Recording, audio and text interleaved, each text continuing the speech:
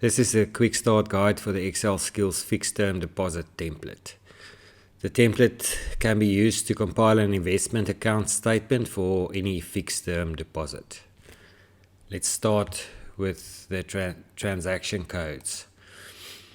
The template makes provision for 6 standard transaction codes, and we don't recommend making any changes to these 6. If you do need to add a transaction code, you can do so at the end of the table and at number 7, 8, 9 and so forth.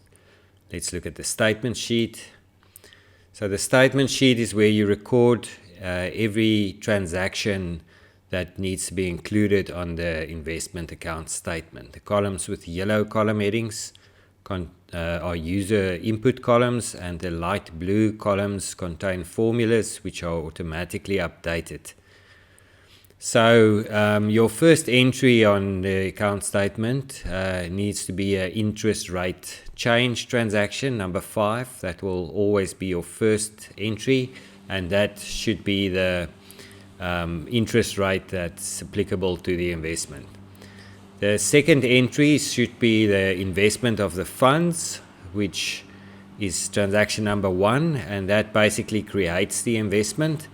You can then add your monthly bank charges and your interest capitalization transaction. So it's just important to have one interest capitalization transaction per month.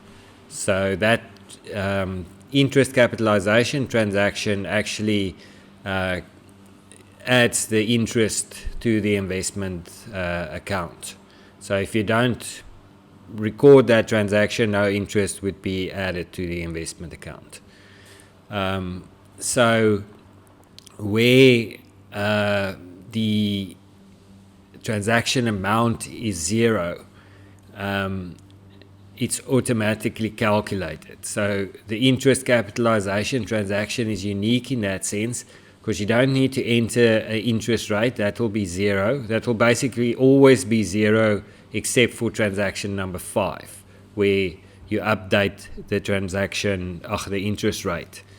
That's the only time where a new interest rate percentage would be added to column D. For all the other transactions, you'll just add 0 in this column, in the interest rate column, and you'll add the transaction amount in column E.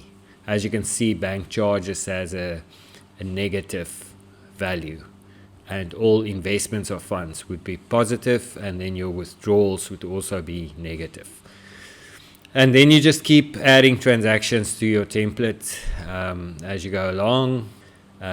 If we then look at the summary is basically just a monthly summary of transactions. So per transaction type, so you have opening balance, then your investments, your withdrawals, your bank charges, interest capitalization as I indicated before, interest paid if applicable, and then any other charges to create a closing balance. This sheet is entirely automatically calculated, so all you need to do is to just extend your months by dragging this fill handle downwards.